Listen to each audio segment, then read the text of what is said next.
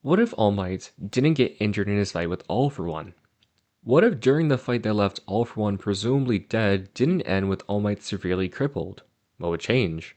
Would Deku still become the greatest hero in the world? Would All for One and Shigaraki actually win the final war? Well, if you'd stop asking all these questions, I'll tell you. My name's the Hollow Error, and let's ask the question, what if All Might didn't get injured? First, we have to cover a few things. What exactly is changing in the story? Simple. During his first major fight against All for One, All Might doesn't sustain the crippling injury that forces him to become the blood-coughing stick figure that we all know and love.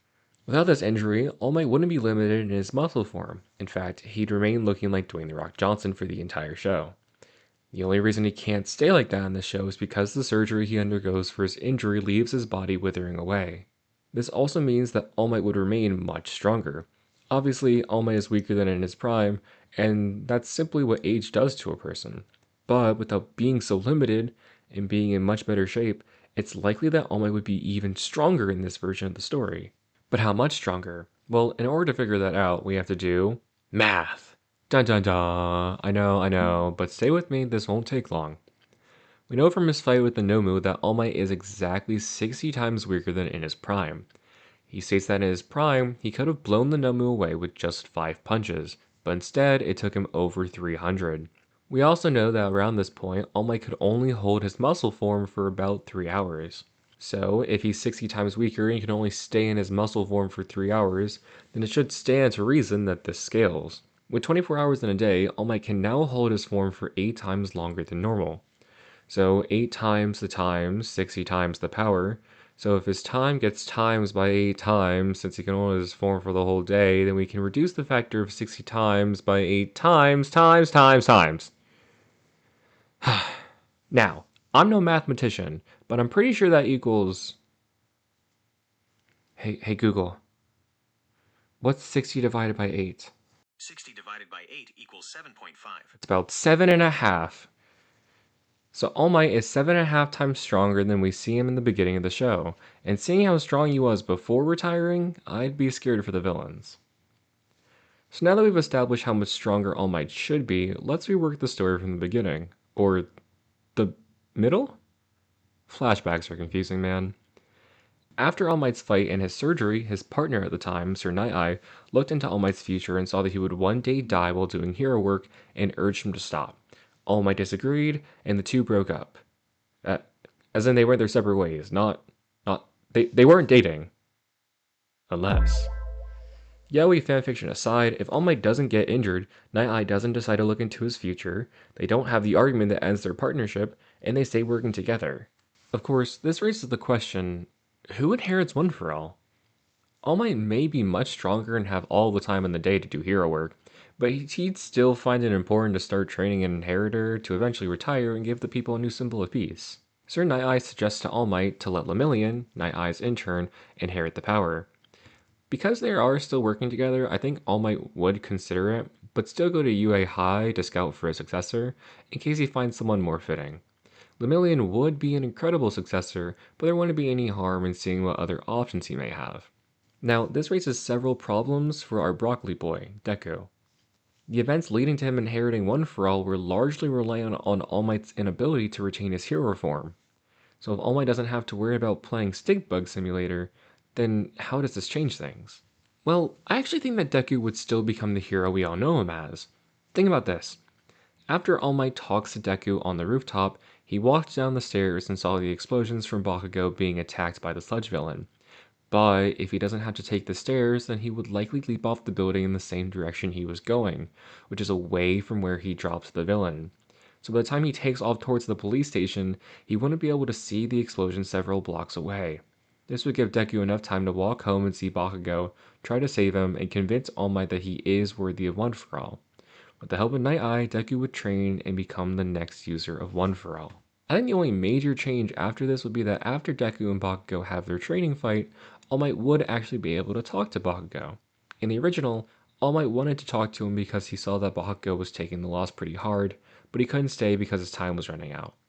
I don't think this would change anything crazy and Bakugo would be his same old self, but it might speed up his character growth a bit. I don't know, just a small detail that I think everyone kind of glossed over in the original, but I'm all about those nitty gritty details. The story proceeds the same until the attack on USJ. Instead of staying back because he ran out of time in his big boy form, All Might would accompany the rest of the students and teachers to the training facility. This means that when the League of Villains show up, All Might will be able to start throwing hands immediately. The first time round, All Might beat up every background villain basically instantly. And now, being 7.5 times faster and stronger, Kirigiri won't even have a chance to warp everyone around. Instead, he'll have to focus on the 8 foot tall, 300-pound man waltzing up to him. Shigaraki, Kirigiri, and Nomu will have to deal with All Might immediately.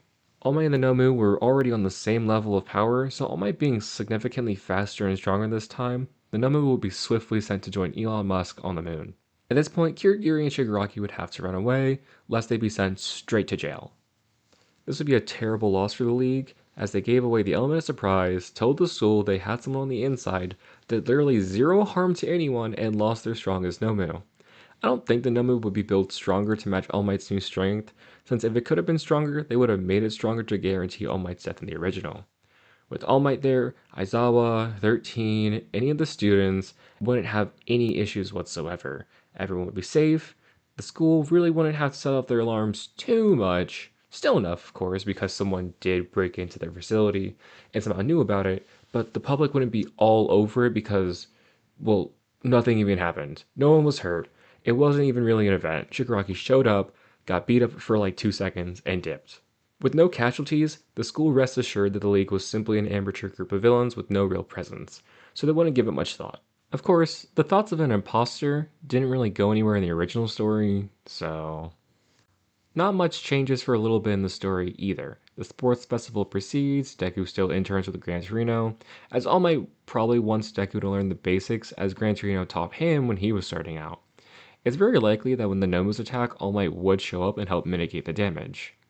I think it'd be really funny if Endeavor and Deku still took down Stain and he got arrested and taken away before All Might shows up, so they still never even meet with All Might actively on duty. Poor Stain, guy can't catch a break. Anyway, Deku and Bakugo are about to die. Their exam involves them having to fight and escape from All Might, which they hardly survived when All Might was much weaker and being restrained. I do think All Might would go a lot easier on them to compensate, and I think Deku punching All Might would surprise him enough to give Deku the chance to get himself and Bakugo to the finish line. Unless, of course, All Might didn't hold back, because holy crap, he was messing them up. I think there's even a chance that Bakugo throws Deku and he takes that opportunity to actually get away, and Bakugo just fails the exam. This means that he would get held back with the rest of the Baku squad during the training camp arc, which would be a bit more interesting. More on that later. Eventually, the students make their way to said training camp. With All Might there, however, the villains look much more pathetic rather than dramatic. The flames from Dabi and the gas from Mustard could easily be cleared with a single punch from All Might. We've seen him punch so hard that he creates air currents that send him flying through the air and create large winds and even tornadoes. So a souped up version could surely create enough force to clear the whole forest, especially if it gets cleared early enough to stop both from spreading. With his blitzing speed, All Might would reach the villains quickly and would apprehend most, if not all of them, in an instant. Of course, some of them are too hidden or too far away to be immediately taken down. All Might would waste no time in flying over the forest to see if he could spot any more trouble. It wouldn't be long until he notices loud noises coming from the mountainside. Deku, protecting Koda, would still be fighting Muscular, but All Might comes in and makes quick work of him. Deku, with his limbs still intact, warns All Might that the villains are here for Bakugo. After dropping Koda off with a razor head like in the original, they would set out to find him. They'd eventually run into Bakugo, Todoroki, Shoji, and Tokiyami, and would swiftly dispatch Moonfish. The villains, having been so easily taken care of, would likely opt to retreat defeated again. The only villains to get away would be the ones not making their presence known and being relatively well hidden within the forest. Shigaraki and Kirigiri already at the base, Dabi, Toga, Twice, and Mr. Compress would likely retreat and be the only ones to not get caught. Now, if Bakugo was still at the house where the rest of the students were who failed their exams, it likely wouldn't go much different with just All Might and Deku still running into Todoroki in the gang. They would still take care of Moonfish and eventually just reunite with Bakugo, protecting him until the villains were confirmed to have left. Shigaraki would be feeling extremely frustrated at his plan's almost immediate failure. Although the lack of Bakugo's kidnapping may make the villains think they have time to plan their next attack, the police force and multiple heroes actually already know where they're at. It wouldn't be long until the raid on the League's hideout commenced. Things play out the same, minus Bakugo, and eventually All For One appears to save the League and face off against All Might. Of course, there's a large issue with this. All Might was only losing because Bakugo's presence was holding him back. And even then, All For One and All Might were evenly matched. Now, Bakugo isn't there, and All Might is nearly 8 times stronger. All For One would be quickly overwhelmed by All Might, thinking his intellect and numerous quirks would be enough to help him win, but he never stood a chance. All For One is defeated, again, and All Might is victorious with no casualties and isn't forced into retiring. This victory, as well as the fact that All Might is still going strong, would greatly decrease the number of villains who want to emerge from the woodwork. However, Shigaraki would still attempt to ally with Overhaul. The story proceeds around the same up to the fight against Overhaul and his villains, with the help of the League. With All Might there to help, though, the villains can't slow them down nearly fast enough. And All Might, Deku, Lemillion, Eraserhead, and Night Eye would all arrive to fight against Shizaki to save Eri. All Might would make quick work of the other villains, leaving just Overhaul. All Might would soar up to Overhaul, just as Eri rewinds him to free herself. Deku would be there backing up All Might and would catch Eri. Eri starts rewinding, and Deku can activate 100% of One For All. And then Overhaul can watch as the number one hero and his successor team up to beat the ever-living snot out of him. I also think that All Might and 100% Deku would be like the coolest fight ever. I did not realize how much I needed this scene. I think this would also be a cool turning point in the story where All Might sees Deku fighting Overhaul, and he thinks to himself how Deku will become the greatest hero in the world, and then he made the right choice.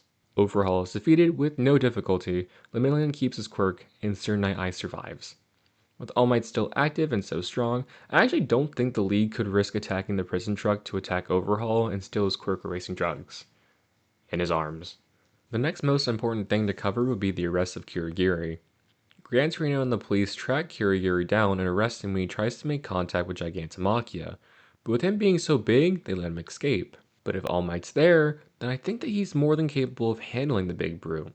He may have been nigh unstoppable in the series, but he wasn't facing against a man whose actual total calculated power in his prime could level a continent. If Prime All For One could knock out Gigantomachia in one hit, then a much stronger All Might could at least handle him in a couple of hits.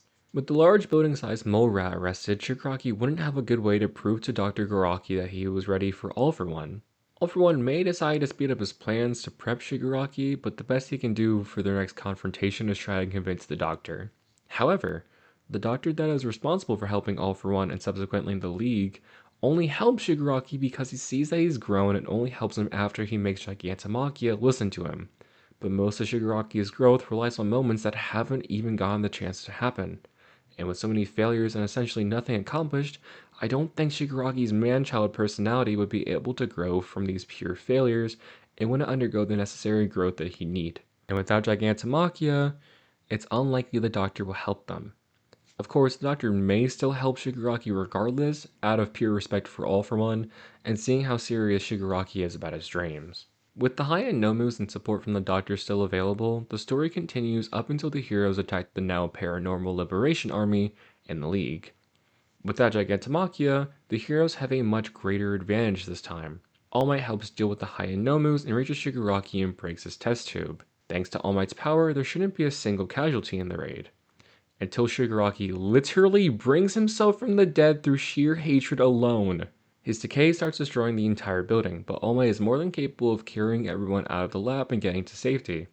But unfortunately, not everyone can be saved. Many heroes still die throughout the rest of the decaying city, which enrages All Might. Endeavor, Ryuko, Gran Torino, and All Might all fight Shigaraki while he tries to make his way to Deku. It's been stated that Shigaraki is very close to All Might's power. It doesn't really make a difference here, as the combined power of such powerful heroes and a much stronger All Might should be able to handle the underbaked baddie. Not that kind of baddie. After Deku fights Shigaraki in the normal story, Shigaraki's body was on the verge of collapsing. But with an extremely powerful All Might, the help of Endeavor, Eraserhead, Gran Torino, Ryuko, Deku, Bakugo, Todoroki, as well as eventually Lemillion, Best Jeanist, Nejire, and Tamaki, Shigaraki would be largely outnumbered and overwhelmed. All Might has already defeated the Nomus and Gigantomachia, two invaluable pieces in Shigaraki's escape from the fight.